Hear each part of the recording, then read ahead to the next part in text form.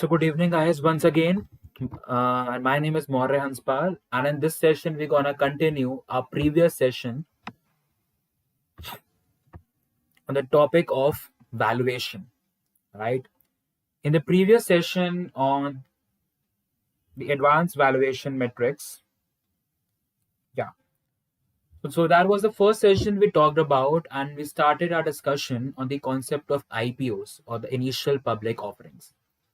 And we talked about the basics of IPOs. We talked about the past traditional of IPOs and what is happening with the IPO frenzy or the trend in the Indian market. In this session, we're going to continue our discussion from the previous session.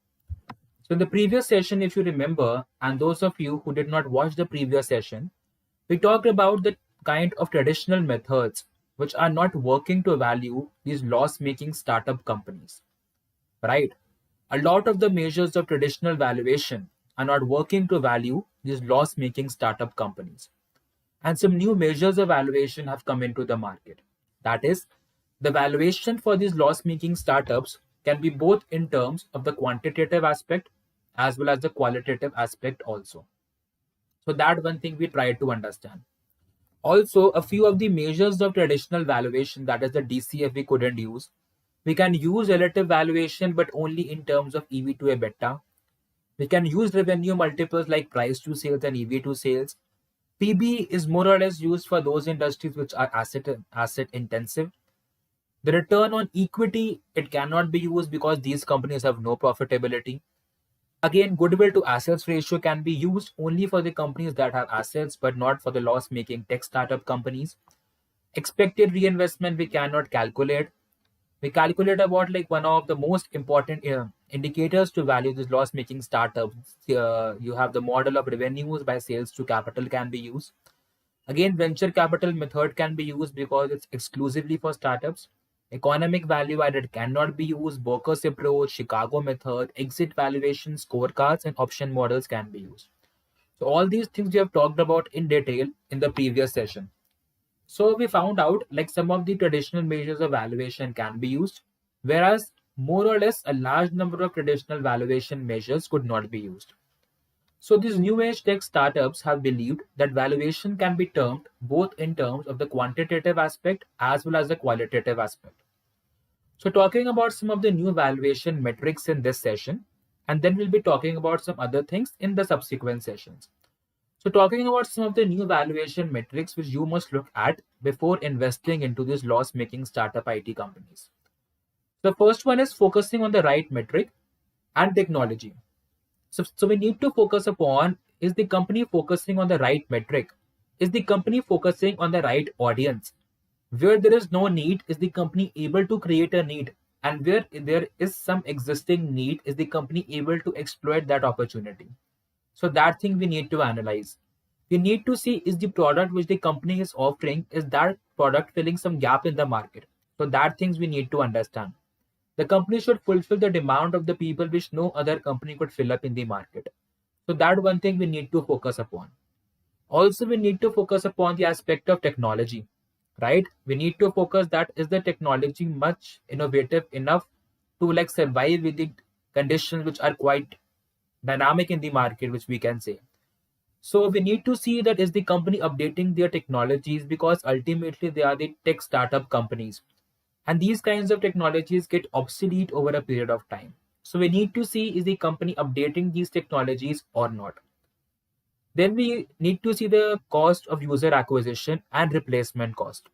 Obviously, the cost of acquiring the users in the initial stage would be quite high, because we need to predict at a certain point of time, we need to reduce this acquisition cost and extract the maximum customer lifetime value. That is, the cost of acquisition must be less, whereas the customer lifetime value should be more. Okay, that we should be incurring a lesser amount of money to acquire the customers and making more of them. Obviously, like a large number of startups have also started to calculate the present value or the payback period of the customer lifetime value. That is, at what time they can start making money from the customers rather than giving them. Third comes the gross merchandise value and the customer lifetime value. So gross merchandise value is nothing but your sales price into the quantity sold. So we need to make sure that these companies are having a higher GMV, or the transactions on their platform are as high as possible. Because the company which has no sales, the company has no business. Talking about the customer lifetime value, the formula for customer lifetime value is almost same as the gross merchandise value. But what is included in the customer lifetime value? It basically involves the concept of retention ratio as well. So sales price to hai hi, you have the quantity as well, you have the price as well, but the customer lifetime value mein you have the average retention ratio in terms of years as well. Then you have your operating and financial synergies like should be there. The company should try to minimize its business cost. The company should try to minimize its financial cost. Like if the company is going into some acquisitions, some mergers, some joint ventures, it should be able to capture the synergies out of that. The company must have a brand value or a legal monopoly. So the brand value should be as high as possible. The people should have faith in that brand, right? And if the company is in a legal monopoly state and there is no other competition from that company, that's a good indicator for that company. Talking about the fifth point, that is economies of scale and future reinvestment. Economies of scale basically means as the company starts to increase its production level, the per unit cost of production it starts to reduce. Obviously, in the initial stage, this won't happen because the companies would be incurring a large amount of capex and a large amount of expenses on all of this. But they must be able to project certain time, or the startups who are in the market from past 20 years or like 15 years, we must see that have they started to reduce their per unit cost. And if yes, it's a good indicator.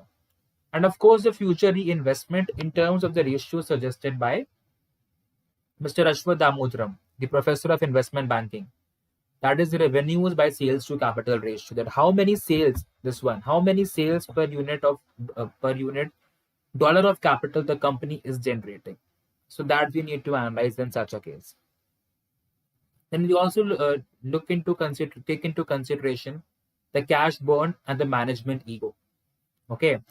So what is cash burn? Cash burn is basically how fast the company is burning cash. How fast the company is burning cash. कि company का कितना खर्चा हो रहा है, ठीक है. So that we need to understand. So obviously the company would be cash burning at a present time, but they need to justify that why are they cash burning. So cash burning is nothing but your cash divided by your EBITDA margin. EBITDA is your earnings before interest, tax, depreciation and amortization. मतलब earnings में से हमने interest को भी कर दिया exclude, tax को भी कर दिया, डेप्रिसिएशन को भी कर दिया एंड एमोर्टाइजेशन को भी कर दिया, because these are the non cash expenses, your depreciation and amortization. So if this ratio it tends to be less than 1, it means the company is a cash burner. Company अपना पैसा बहुत खर्च कर रही है. तो ऑब्वियसली ठीक है, अगर वो पैसा खर्च कर रही है तो company must be able to justify its expenditure. ठीक है, company must be able to justify and आगे जाके इस कैश पे उसको रिटर्न भी आना चाहिए.